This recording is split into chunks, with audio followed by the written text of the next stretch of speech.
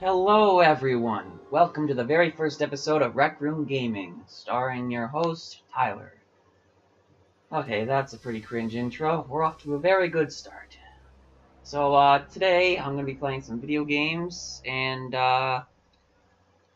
occasionally I'll try to have guest stars or whatever, so you don't have to listen to just my annoying voice. So, today we're playing Legacy of Kain Soul Reaver. I made a top 10 video a while back, and, this was on my number one for top 10 games of my childhood. So, I thought we should play this, and let's see how well it holds up today.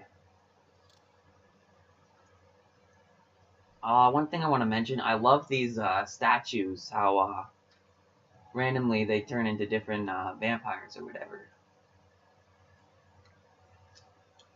I don't know, just something I like pointing out. Okay, options.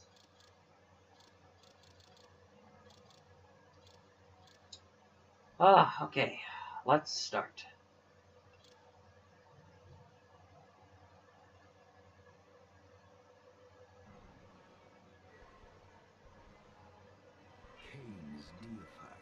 I love this intro. It's very investive. Like, it sort of sucks you in immediately. The PS1 didn't really have good rendered cutscenes, but if you like watch it to how it's supposed to be seen, then the graphics here are actually really well done, especially for the late 90s. Like, for the late 90s, the most you got was like I don't know, what games have pre-rendered cutscenes like this? I don't know, like Medieval or something, and everything sort of is like textureless or whatever, but this actually like holds up extremely well considering the time it was made in 98, 99.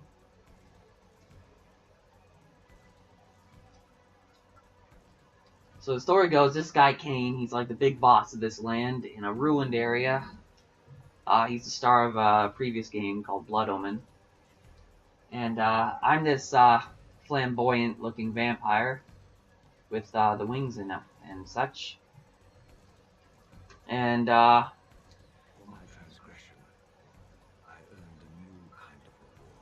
reward being this.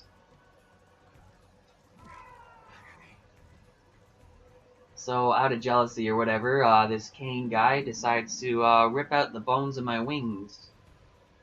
And you think that is extremely painful, and would be enough.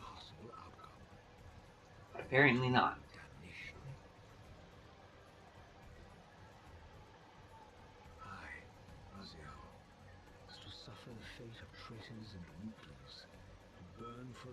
So now this guy is gonna throw me into a big vortex of water.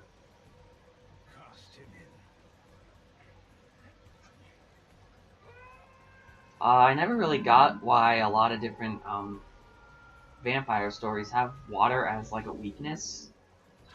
Like, I get the holy water, but if this is just like plain water, isn't most of the world made of mostly water? So it doesn't really make a whole lot of sense. It seems more like a downgrade more than anything.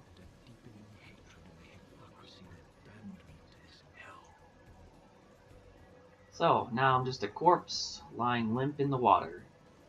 I don't know exactly where his jaw went.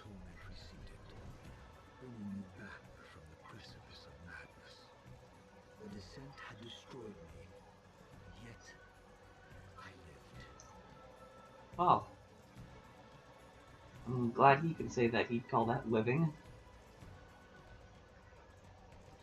He doesn't have a stomach either, which is kind of gross when you think of it.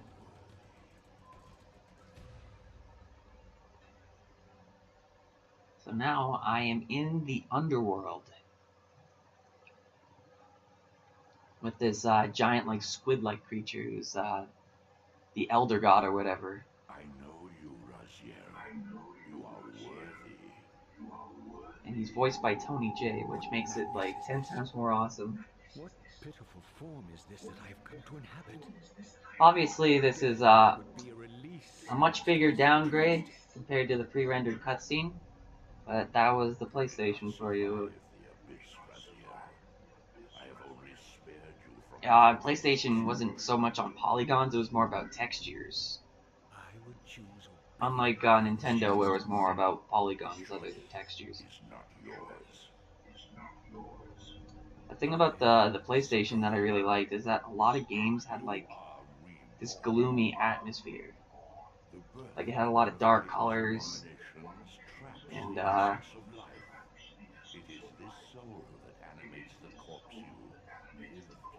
just had a really dark feel to it. I'm like trying to multitask, paying attention to the voice and try to talk at the same time. Kind of awkward, but I'll get used to it eventually.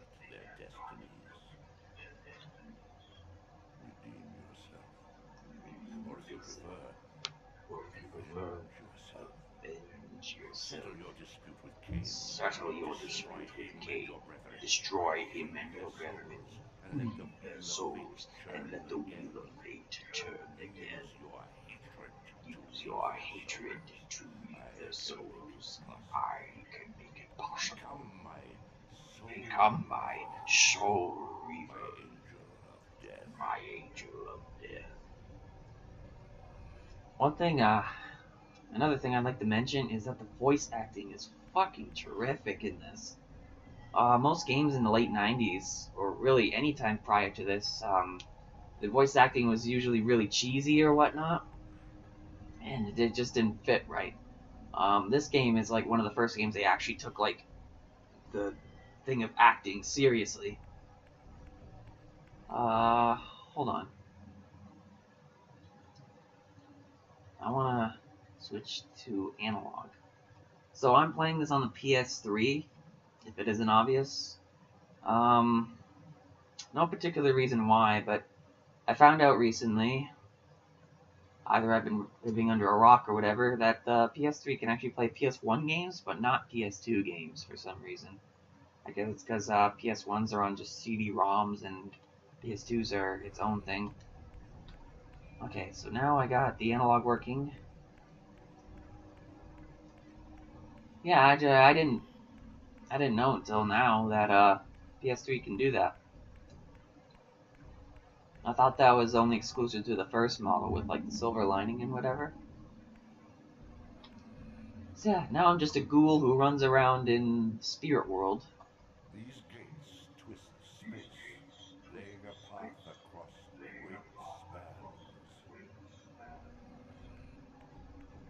spans. So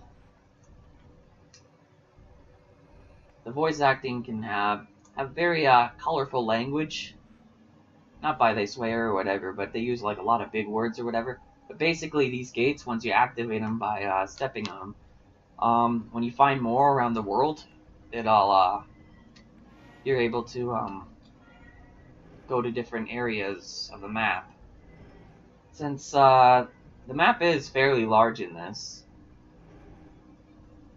especially when you're trying to get to the secret areas or whatever, you just don't want to waste time by running back and forth and stuff. Which they do that in Soul Reaver 2 for some reason. I don't know why they took out the gates. Probably to give it more of an RPG element, maybe make the game last longer. And why is the game lagging?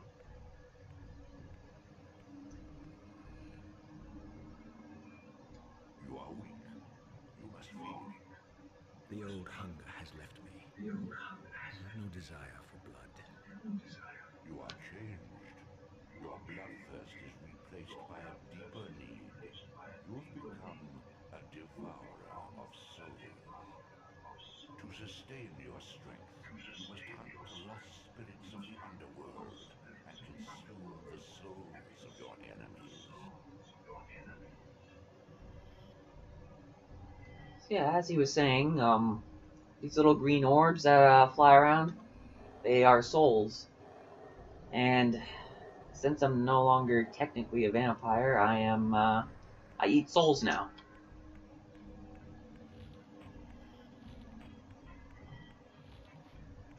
So yeah, just extra jump.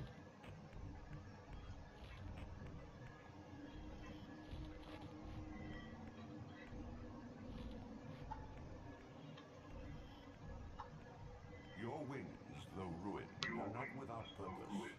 Take hold of them as you leap, and they will carry you across this chasm.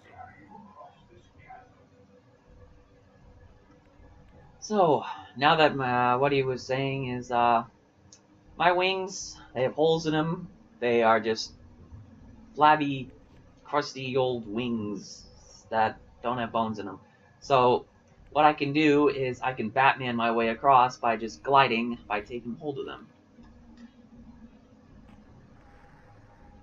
I'm not sure exactly if that's accurate to how you could actually glide or whatever, but whatever, it's a video game. What scabrous wretches are these? Slua, the scavengers of the underworld.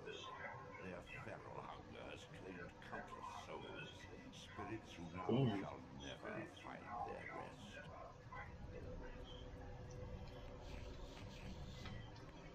rest. So let's take these Sluas as. They're the only, well, all the Spirit World enemies, they're the only ones that don't give out like regular souls. They just sort of go invisible like that, and they run around. If you let them run around too much, then they'll turn back to normal, and then you'd have to kill them again, and it's just tedious.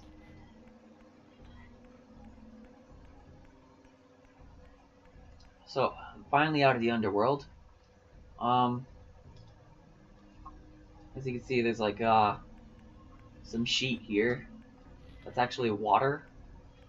But in the next room, it'll tell you why exactly that is. Okay, why is it These lagging? portals are your conduit between the spectral and material realms. With their aid, you may gather matter and will yourself to become manifest in the physical world. This is taxing, however. Your strength must first be fully restored. You require no conduit to return to this plane. You may abandon your physical body at any time. So the cool thing about this is that it kind of has like a Zelda element to it, where you're able to switch between worlds. And you have to stand in the middle of these portals, press the select button, and do that. So you can go between the spirit world Sustain and the your material strength world, to which is used prolong for your manifestation puzzles. in the physical world. And you're able to switch back and forth, and you can watch like the world change and how obstacles change, which is used for different types of platforming. Pay attention to walls like these, because they'll be useful later. Okay, so now we're going in this room, and he's going to explain to me why water is still an issue. Young yet rusty in many of your vampiric weaknesses. Immersion in water, while not fatal, will dissolve your physical body, forcing your return to the spirit world. Be aware that in the spectral realm, water has neither heft nor lift. It stands as thin as air. So if I were to touch this, it would send me straight to the spirit world. I would die instantly, and water in the spirit world is basically air. Like, it doesn't affect you whatsoever, which can be pretty shitty when you're trying to jump across a lake or something, and then you fall straight to the bottom and you can't swim back up. Thankfully, you get a power like that later. What are these creatures? Do you not recognize them? They are the children of your brother, Duma. That's impossible. These foul-scuttling beasts could not be kin of our high blood. Do you suppose that time stood still for you, Raziel? Much has changed since you passed from the world of men. So like Kain and like Raziel, they like vampires evolve over time, and these nasty creatures are just your average ones that did evolve, and now they're ugly little green trolls. who have long tongues and eat like that. So this is great for training of how to fight, because it gives you multiple different ways to kill them. You can't just attack them and then they die. You have to find some sort of way to keep them dead. Like those spikes or whatever, you can use, pick them up and throw them and stab them on those. You could send them in the sunlight, or behind me, you're able to throw them in the water. I knew my opponent's weaknesses. So, Suffered them myself. Physical wounds are fleeting. Vampire's immortal flesh begins to close as soon as it is cleaved. Vampires need only fear those wounds that impale or inflame. Water scorches like acid, and fledglings are devastated by sunlight's touch. I have to modify my tactics to suit my foes. so yeah, he just pretty much repeated what I just said.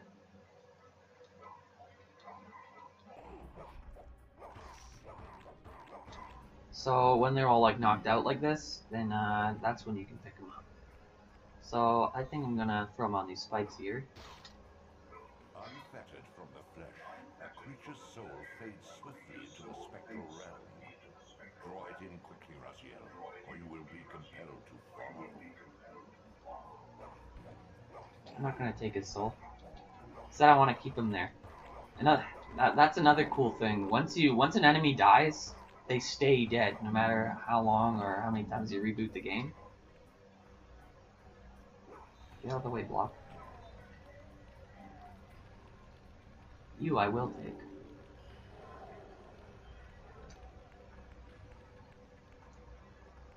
Yeah. Now what I have to do is grab that block and put it up there. Your physical prowess surpasses what you knew in life. Even massive obstacles can be moved effortlessly. Kind of has a similar control scheme to Tomb Raider, which really isn't much of a surprise since it's by the same publishers, Eidos, or Eidos, or however you pronounce it.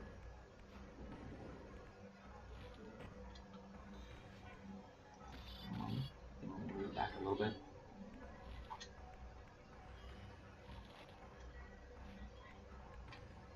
Here we go. The camera can be a little glitchy sometimes, which is a common thing amongst early games. Crystal Dynamics gets criticized for it a lot. So you're able to pick up these weapons and use them on enemies, which you don't have to find some sort of... Where the hell did the torch go? So you don't have to find some means of impaling them or whatever. You can just use the weapon to kill them. Lay the pillars of NOSGOTH, the seat of Kain's empire. How humble it now appeared, collapsing into the dust of its former magnificence. And yet, I had only just emerged. In the instant between my What the hell? The smoke of the torch is still there. This world is wrecked with cataclysms. The earth strains to shrug off the pestilence of Kain's parasitic empire. The fate of this world was preordained in an instant by a solitary man. Unwilling to martyr himself to restore NOSGOTH's balance, Kain condemned the world to the decay you see. In that moment, the unraveling began. Now it is nearly played out. NOSGOTH teeters on the brink of collapse. Its fragile balance cannot hold. So I just gave you a brief preview into Blood Omen. I'll talk more about it in the next episode. But that's the very first episode of Soul Reaver, and see you guys tomorrow.